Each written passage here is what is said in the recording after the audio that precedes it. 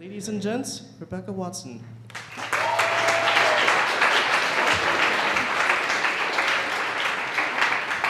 Thank you, thank you. That was a great introduction, Debbie. By the way, write something for Skeptic or you're fired. Sure, yeah. It's hard to really keep your writers in line when you don't pay them. So it's like, start writing or I'll stop liking you. That won't happen. I love Debbie. So yeah, thank you so much. It's great to be here. It's always been a dream of mine to be here at CFI opening for a magician. It's an oddly specific dream, but I finally achieved it. I'm just kidding. I love magicians. I was a magician in a past life. That's how I worked my way through college and how I got involved in this whole skeptical thing. And I was thinking, because a magician is up next, I thought that maybe I would do like a magic trick for you guys. I thought that could be fun, so I pulled out my old dusty box of magic stuff and I opened it up and it turns out like all my bunnies are dead. So, no magic, sorry. It's okay though, I didn't want to steal Brian Brushwood's thunder, so it's just as well.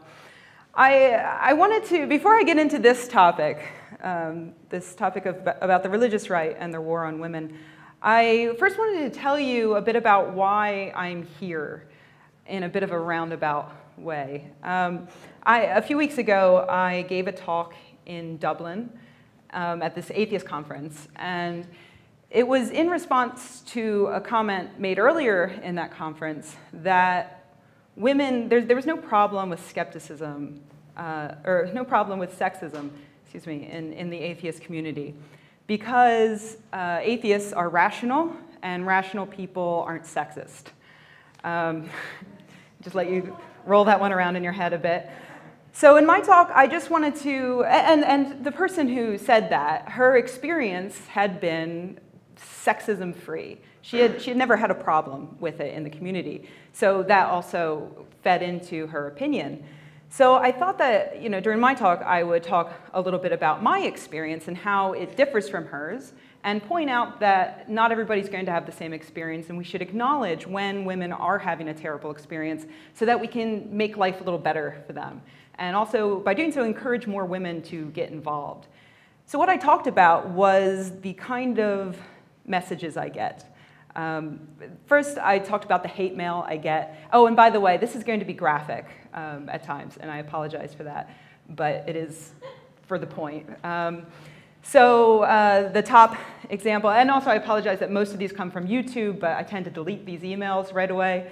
But on the internet, things live forever. So mostly, I just screenshot a bunch of stuff this morning.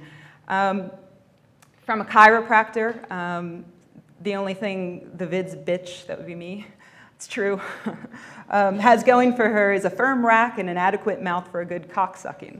Otherwise, toss the bitch in the sack. Chiropractic for me. So that's an example of the sort of hate mail I get from people who disagree with my skepticism and my atheism. They are, similar to hate mail that my male colleagues get, only the ones I get tend to reference rape and other sort of sexual things. A lot of people write in to encourage me to be raped for some reason. I also get some interesting messages from people who agree with me. These people think that they're complimenting me.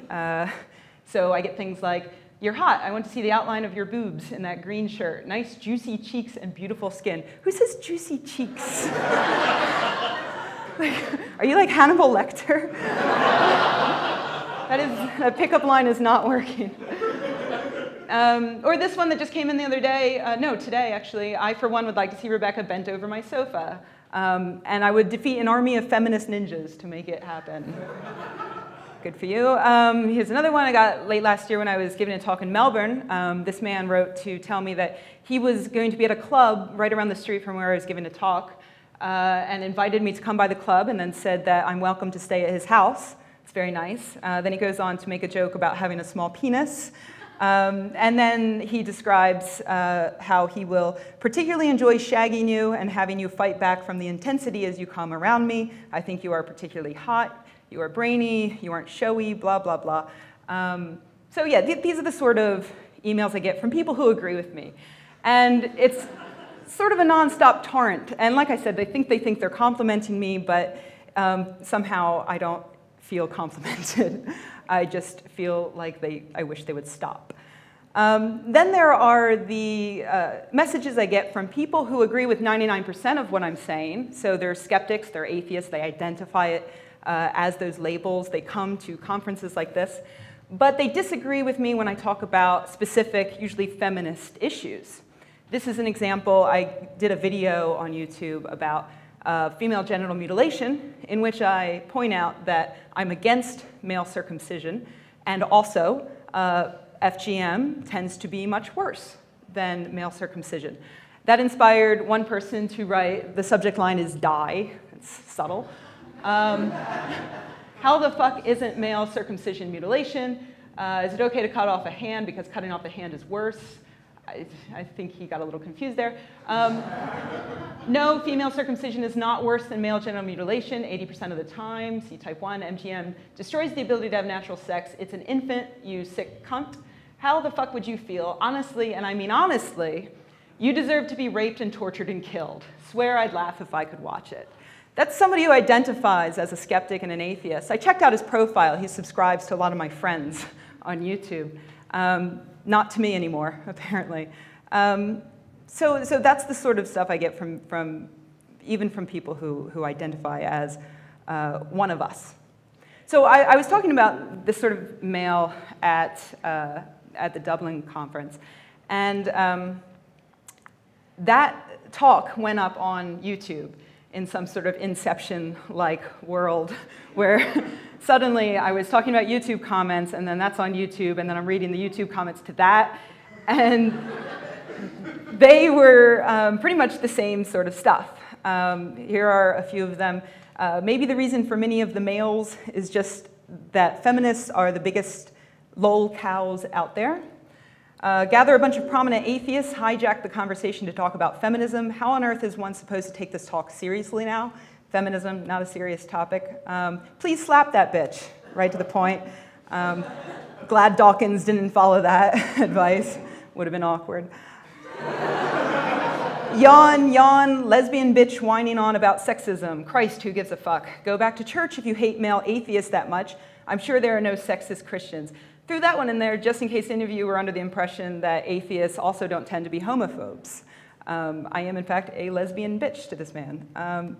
And then this is great. Thumbs up if you're a woman who hates feminism, and apparently grammar and spelling. At least modern feminism. As a woman, I can say we don't need it anymore. Yeah.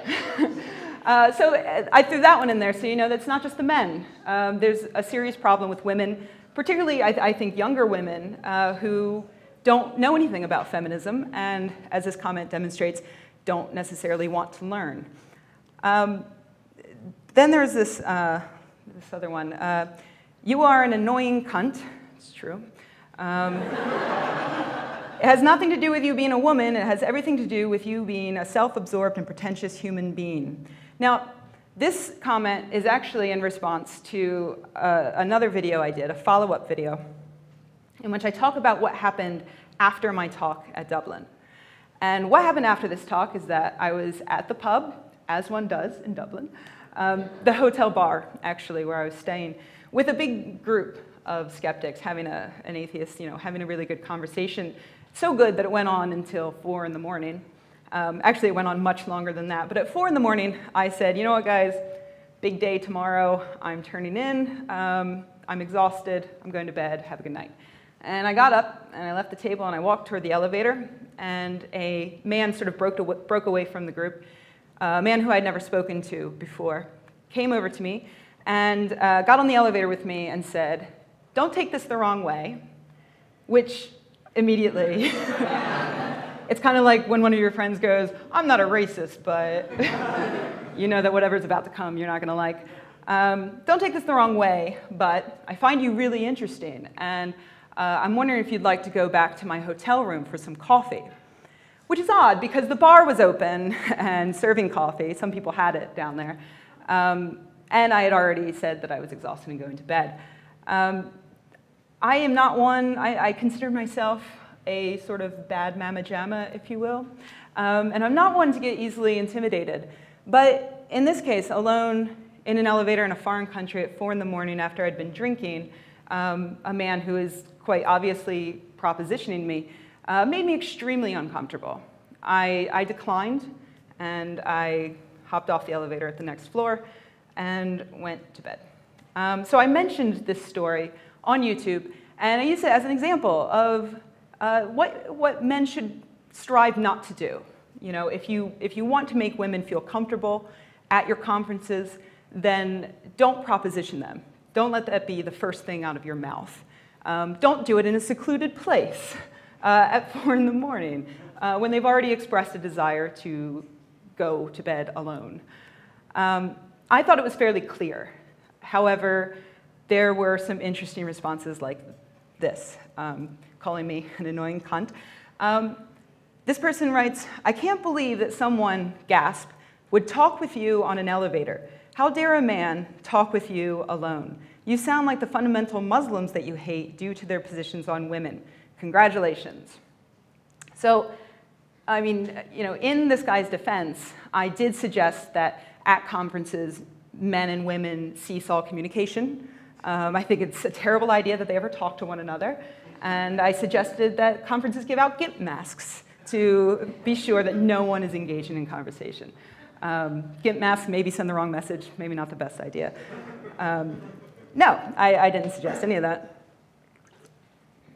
And I'm certainly not against communication. I'm not against flirting, anything like that. But this commenter completely missed the point. And he or she is not the only one. There's another comment I found on a blog from actually one of your own. And I wanted to use it as an example not to embarrass this person, but to point out that we have a serious problem when young women are this ignorant about feminism. So let me read it to you. This is from the UNI Free Thought blog. Steph McGraw, she posted a transcript of the story that I just told you, the elevator story. And she writes, "My concern is that she takes issue with a man showing interest in her. What's wrong with that? How on earth does that justify him as creepy? Are we not sexual beings? Let's review. It's not as if he touched her or made an unsolicited sexual comment. He merely asked if she'd like to come back to his room. She easily could have said, and I'm assuming did say, 'No thanks, I'm tired and would like to go to my room to sleep.'" So there are many things wrong with this paragraph. I won't really go into them all. I'll mention that asking someone back to your hotel room at 4 in the morning who you've never spoken to is the definition of unsolicited sexual comment. And in the transcript that Steph posted, she conveniently edited it to begin after I told everyone at the bar that I was exhausted and going back to my room.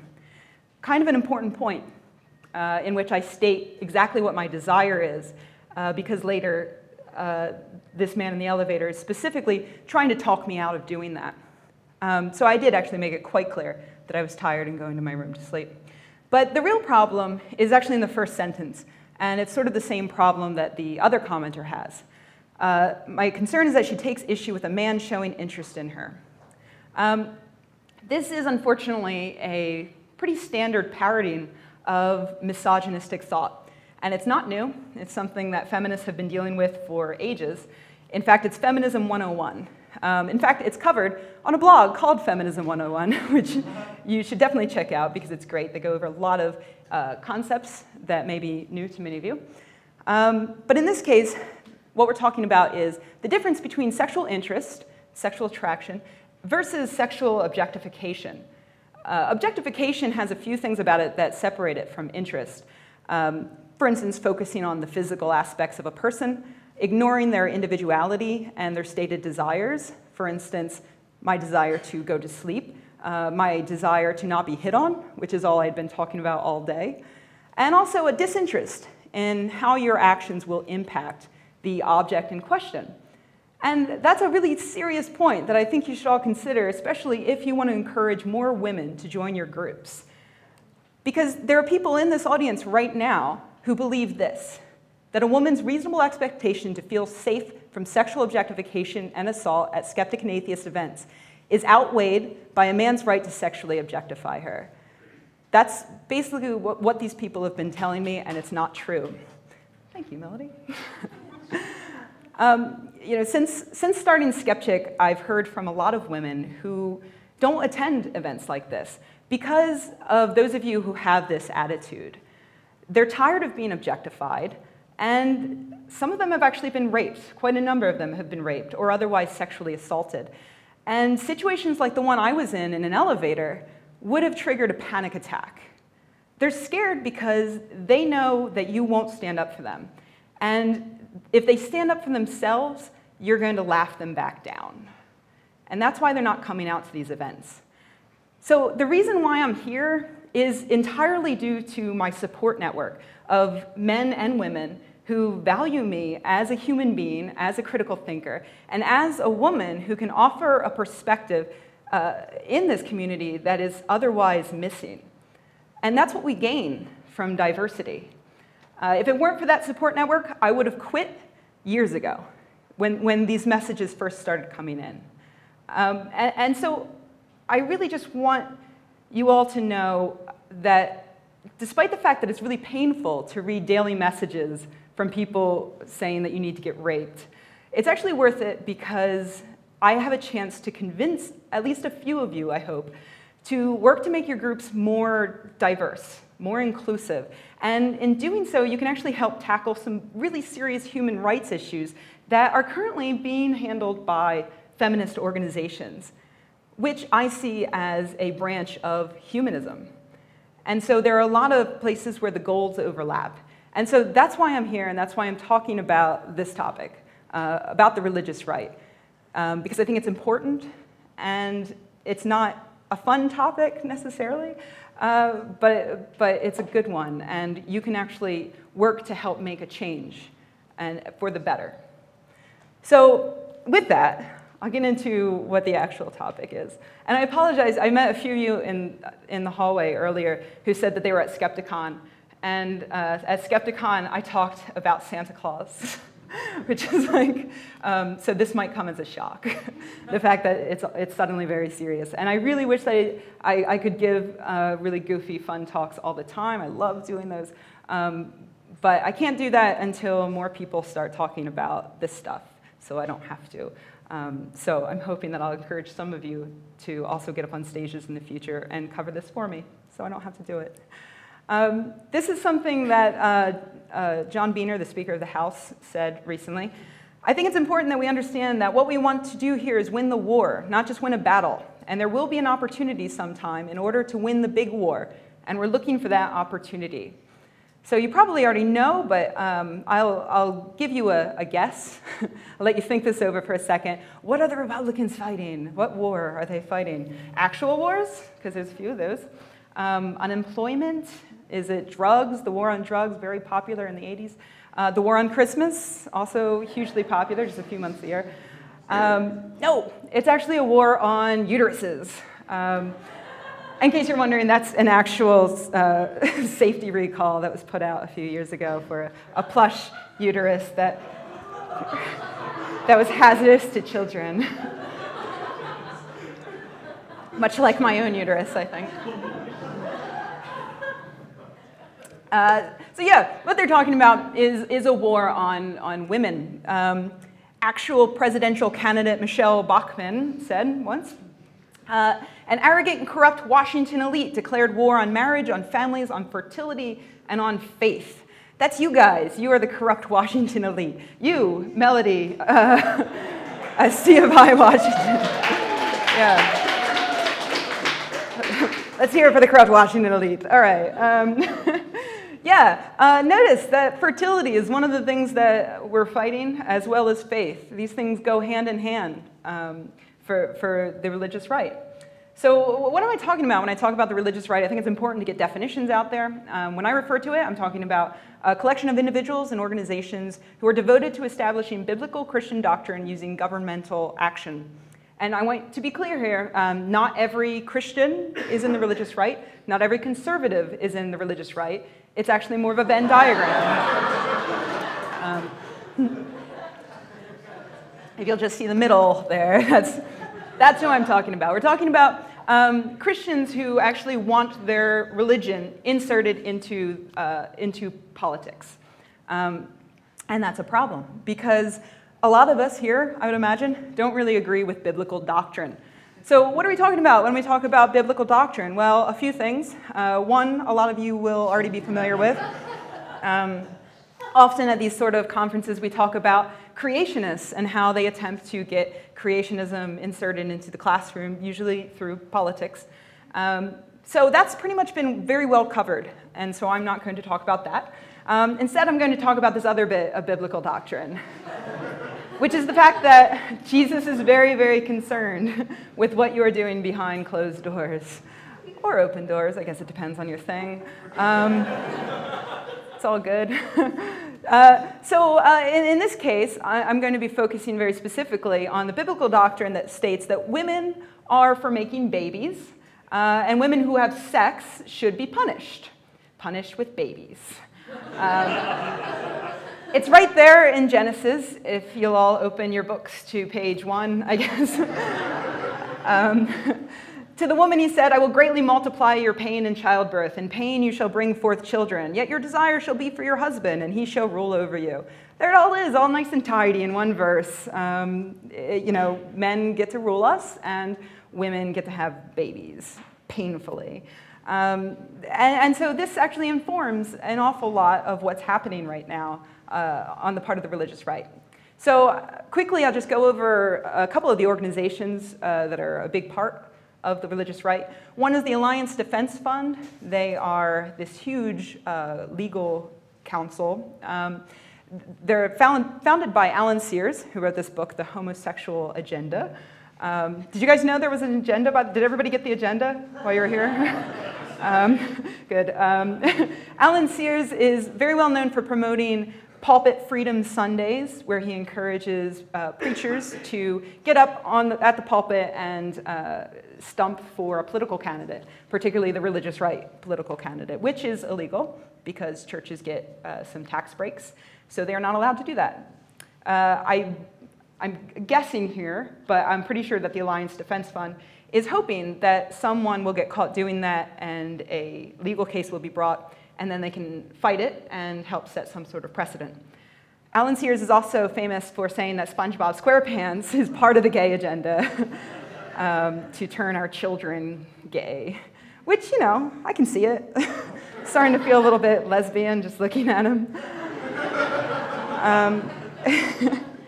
Another group is Focus on the Family. You might have heard of them. James Dobson is the founder. There he is, looking all fresh.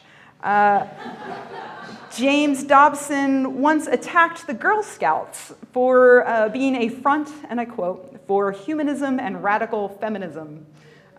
You can just imagine him opening the door with the little Girl Scout there. Peddle your lesbian cookies elsewhere, Jezebel.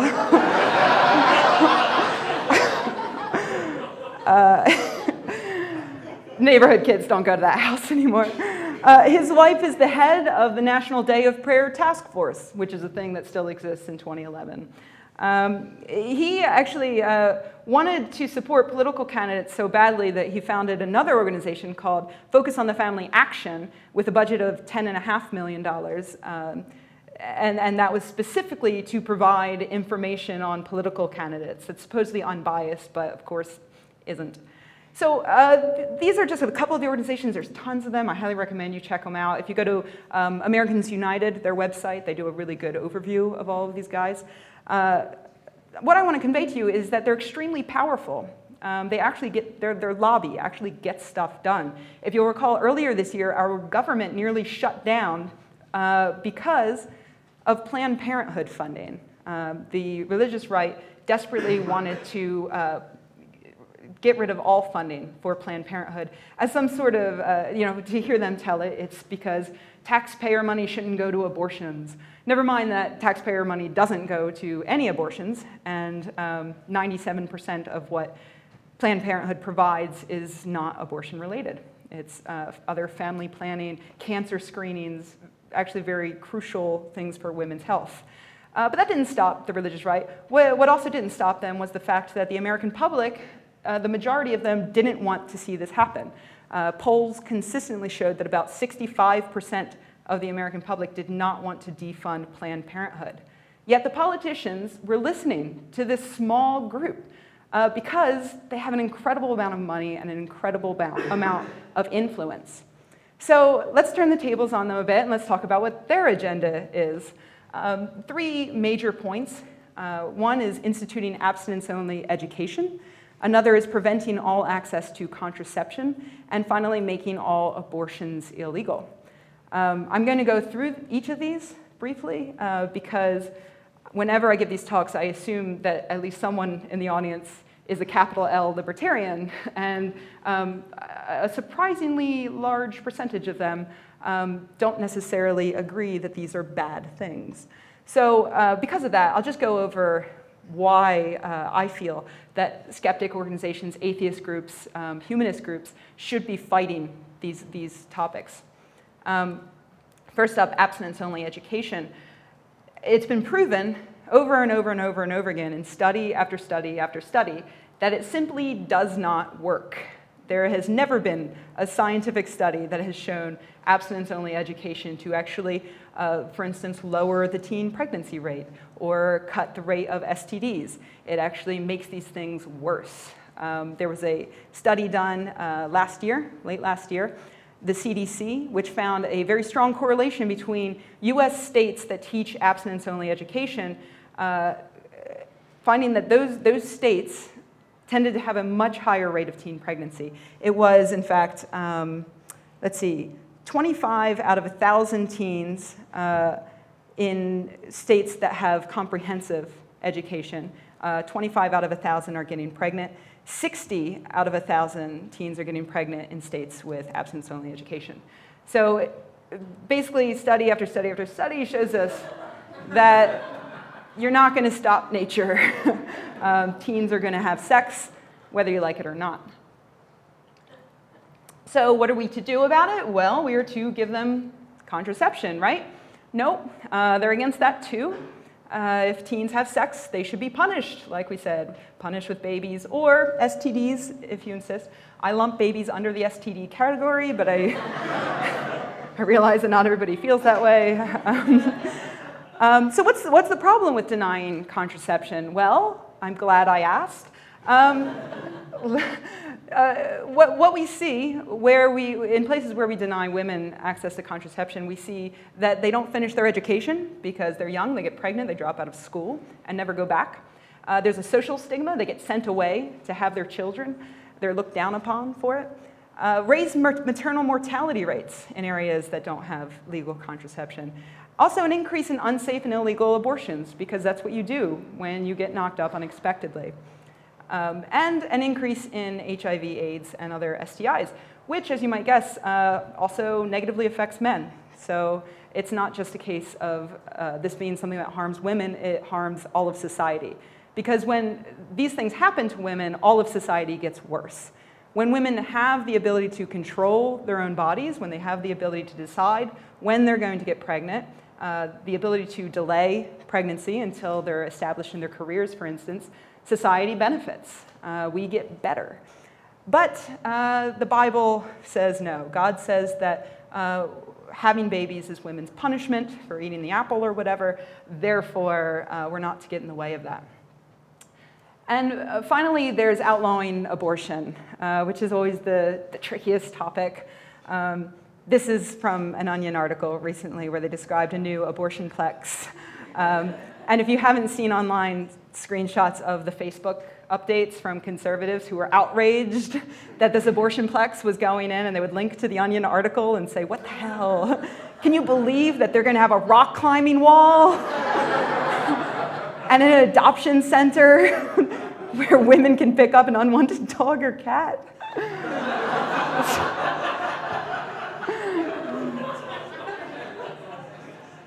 Satire, not one of their strong points. So why am I against outlawing abortion? Well, here's my feeling on embryos. An embryo is a clump of cells that does not possess the same rights as an adult human. Now, this sentence, the first half is a scientific statement, and the second half is a question of morality, I suppose.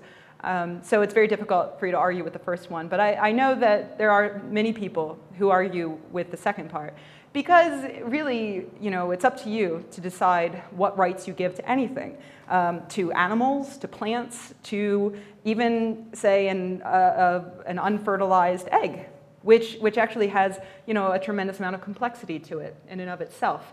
It's up to you how much rights you want to give to each of those. I don't give any rights to the embryo. Here's why. Nature doesn't seem to respect them very much. 66% of all fertilized eggs fail to implant or later spontaneously abort. That's a low figure. It's might be closer to 80. It's kind of tough to tell, but at least 66%. 31% of all implanted eggs later miscarry. So if you want to stop this, outrageous amount of deaths of these embryos, nature is much, much crueler than anything humans would do to themselves. Also, 80% of all US abortions are performed within the first 10 weeks of pregnancy. To give you an idea of what it's like at 10 weeks, that's before the embryo is even considered a fetus. It's less than an inch long, but some people insist on calling them babies at that point. I don't, but let's just say that, let's just say that you do. You still say, well, regardless of all those things, it's potential human life, and it deserves exactly the same consideration as the woman who is carrying it. And supposedly you would like to protect life as well as you can. Well, in that case, you should still not be for outlawing abortion. You should still be pro-abortion. Because studies, like one that was recently conducted by the Guttmacher Institute, together with the World Health Organization, found that in places where abortion is banned, you see abortions happen at exactly the same rate. What does change is that the number of maternal deaths increase. So when you ban abortion, the same number of embryos and fetuses are being killed, and a greater number of women are being killed.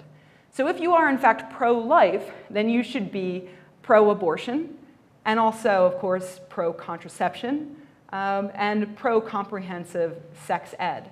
That's why feminists tend to call the pro-life group anti-choice or anti-abortion, because pro-life doesn't really fit anymore. This is actually an anti-life stance.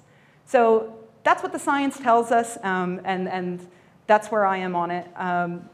The religious right, however, despite these things, is incredibly successful. From January to March, the first quarter of this year, 49 US states introduced 916 measures that restricted reproductive rights. I know what you're thinking, 49, are we the one good one? No, you are not. The 50th state was Louisiana, and the reason why they hadn't introduced any such measure was because they didn't meet until April. At which point they promptly introduced all of the same bills that we were seeing elsewhere. Because what the state legislatures have done, and this is really clever, actually, when you think about it, the religious right encourages the federal government to introduce bills that they know will never fly. I think even they were surprised at the success of the defunding Planned Parenthood bid, even though that lost. What happened was, immediately after it lost, all the state legislatures began introducing the exact same bill at their level. And that's tricky because we tend to pay attention to what's happening at the national level, but we don't really pay much attention to what's happening at the state level. I don't know how many of you can name your state representatives, but I know that even I have to look it up every time I need it. So it's actually much easier for them to sneak bills in. And because of that, they've passed a ridiculous number of these bills. So I'm going to give you one slide's worth, so as not to be here all night, one slide's worth of some of the bills that have actually passed in various states. I made the font small because I'm cheating. In South Dakota, now women have to wait 72 hours before getting an abortion. It used to be 24 hours. They've upped it. And also they must obtain counseling from a registered anti-choice pregnancy center. What's the big deal with a waiting period, I ask again? The problem is that imagine that you are a low-income working woman, maybe you're single even, and you need to get an abortion from one of the 2 or so abortion providers in the state. You have to travel a very long distance just to get to one of those centers. And once you're there, you're going to have to get a motel room. You're going to have to pay for that. You're going to have to take more time off work. It basically makes it extremely difficult for women to get abortions. And then they added this thing where you have to get counseling from a pregnancy crisis center. Well, the problem with that is, actually I should have checked this tonight, but as of a few weeks ago, no pregnancy centers had signed up to be on the official list. The reason why is because when there are no centers on the list, abortion is effectively illegal. Women must get counseling at a center that's on the list, and there's none on the list. So it was a very clever way for the religious right to effectively outlaw abortion in South Dakota. In Indiana, they've cut all federal funding for family planning, and they've banned abortions after 20 weeks. This is based on a bit of pseudoscience that has been introduced, this talking point from the religious right that says that at 20 weeks, a fetus can begin to feel pain. That's not necessarily true. There's a lot of contradictory science on it, but the bulk of scientists seem to say that that's nowhere near to being true. They can't tell that early that fetuses can feel any pain. But it doesn't matter. It's a good talking point, and it gives them a way to set a limit. And it's a limit that's unconstitutional, by the way, because the Supreme Court has already decided that in the United States, women can get abortions up until the point of viability.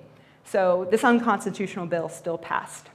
In Utah, any hospital employee can refuse to participate in any way in an abortion. Also, abortion limitations are placed on private health plans. This is interesting. This is the same way that they've tried to limit birth control. They've pushed for pharmacists to have the ability to deny women health care based on their religious beliefs, which to me is like having a vegetarian priest who refuses to give the sacrament. If you can't do the job, if the job goes against your beliefs, don't do the job. Yet they are providing protections for these people, and now for doctors and nurses in hospitals. So a woman could go to the hospital to get an abortion and be turned away and have no other option. In Mississippi, all schools must provide abstinence-only education or else get state approval to discuss contraception. In Arizona, women have to state publicly, this is my favorite, I think, that they're not aborting because of racism. I'll read it again. Women must state publicly that they're not aborting because of racism. This is in Arizona,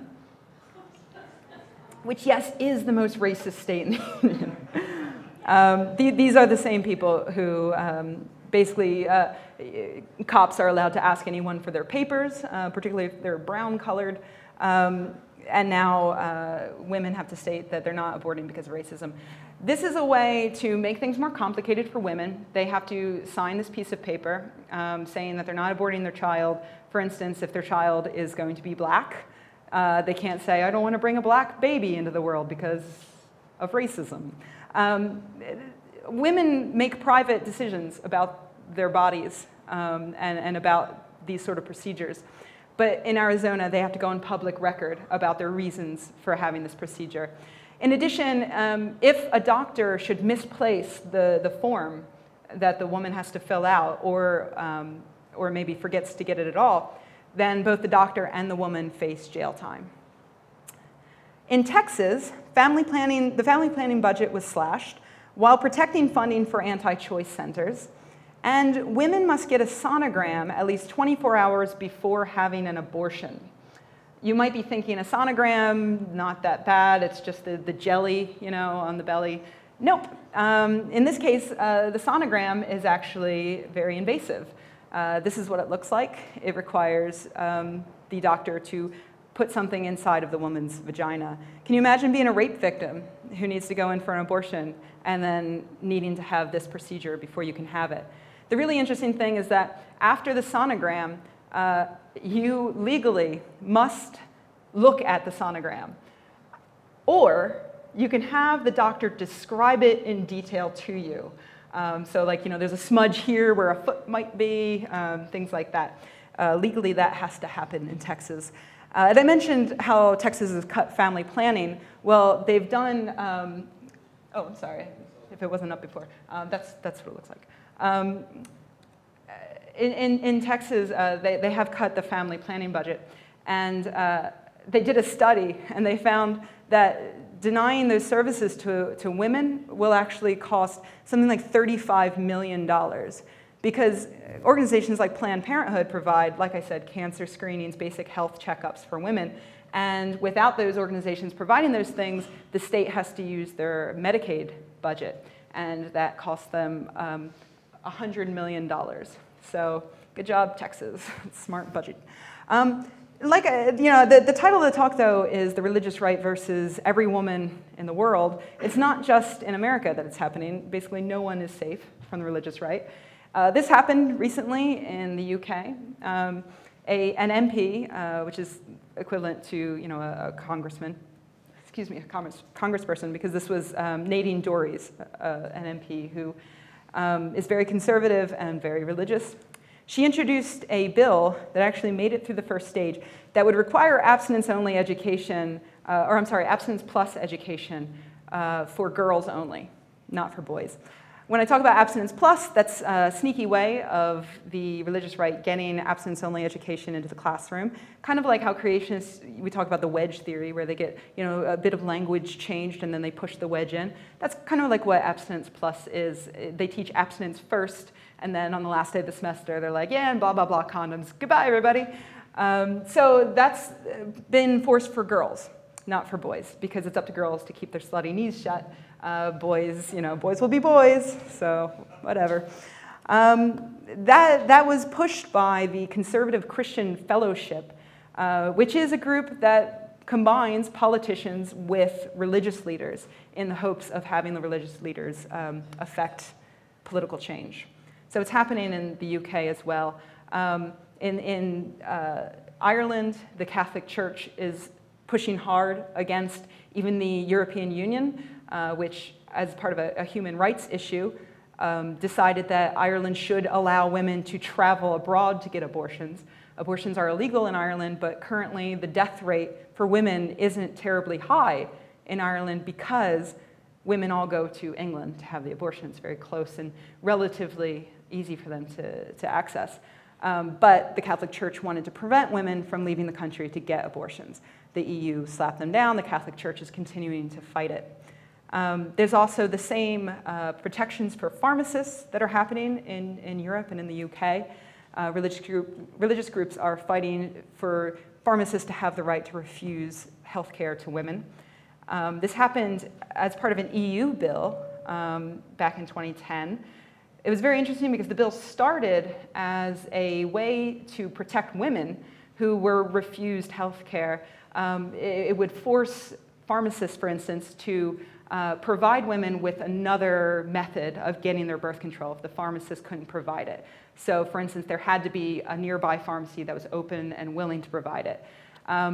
The religious right lobby in Europe fought against that hard, and they managed to change the wording in the bill to make it mean the complete opposite of what it originally meant. And so now pharmacists are protected and are allowed to refuse women medication without giving them any sort of backup option. And that lobby was the European Center for Law and Justice, which is related to the American Center for Law and Justice, which is run by one Pat Robertson. Oh, wait, I went too far. Go back. Yeah. I'm so sorry, but you have to look at him. Look at his face. Yes, Pat Robertson, who has started so many organizations that are now a part of the religious right. The American Center for Law and Justice has a budget of $12 million. His television network, CBN, has a budget of $295 million. They have a huge audience, and they use it to put religious right political candidates on, for instance. Christian Coalition has a paltry $1.3 million. And then there's this thing called Operation Blessing that has $407 million a year. Operation Blessing it was purportedly meant to, I think, to help victims, in natural disasters and things in other countries. But they got busted recently, or at least a few years ago, for exporting diamonds from Africa. So it was indeed a blessing for Pat. So yeah, that's what America is exporting to the rest of the world, is American Jesus. So patriotic. I know this is all kind of a downer, but what I want to do is just encourage you guys to start paying attention to this stuff. If you're not already, if you are, great, but get involved, fight back. There are a lot of organizations that you can use to stay in touch with these sort of issues. There's Skeptic, for instance. There's also, I mentioned Americans United for Church and State, separation of church and state.